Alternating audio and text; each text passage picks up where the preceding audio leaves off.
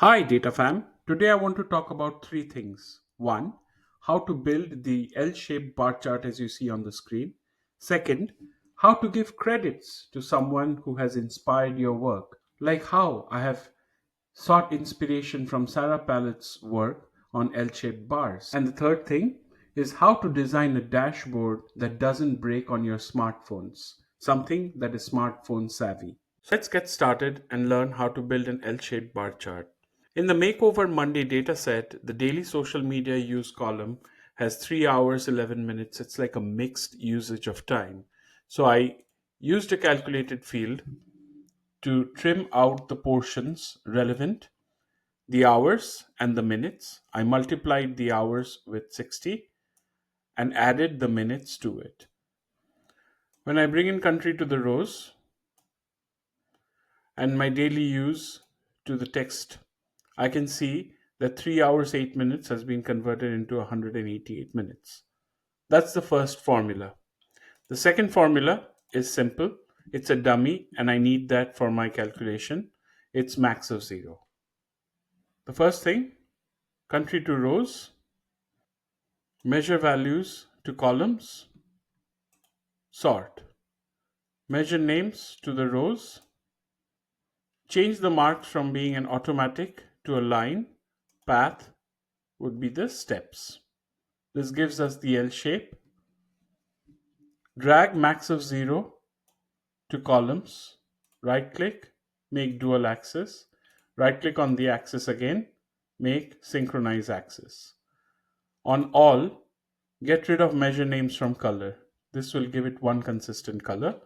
Then drop region into the colors. Dropping region on color allows the users to highlight the countries by region. Now, under the measure values, drag daily use into label. This shows up on both ends of the bar. So under the label, choose line ends and unselect end of line. This will make sure that the metrics show up only at one end of the bar. Go to the other max 0. Similarly, drag country into label. Ensure that it is aligned properly. Go back to all. Under label, font, choose match mark color. From here and on, it's clean up. Right click, untick show header, right click on country, untick show header, right click on the axis, untick show header, go to format, borders, take away the row divider, make it none, column divider, make it none. This gives a cleaner look. Last but not the least, go to tooltip and untick show tooltips. Topic 2 is how to design a dashboard that not only renders on tablets and laptops, but also on smartphones. Here under the dashboard tab, we have default, which we regularly use for designing our dashboards.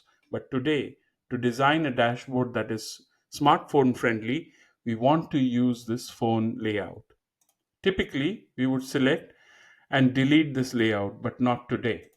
When we come to the phone layout, we can choose fit width, drag in the components of the dashboard, arrange it in a way that makes sense to us, and save. This will ensure that when the user opens this dashboard on a smartphone, it doesn't break. Go ahead and publish this to Tableau Public. Save to Tableau Public. When it publishes on Tableau Public, under the details, under the inspiration, I've stuck the URL to the dashboard I've taken inspiration from. If you're using any Tableau dashboard for inspiration from another user that's published on Tableau Public, stick the link here. That's the right thing to do.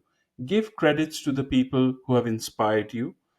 If there is not a published dashboard, it's a good idea to mention it under the description, the URL to a blog or a post or an article that has given you inspiration. We covered three topics today: how to build an L shaped dashboard, how to create a phone layout, thirdly, how to give a call out to your inspiration. Hope you find this helpful. Thanks.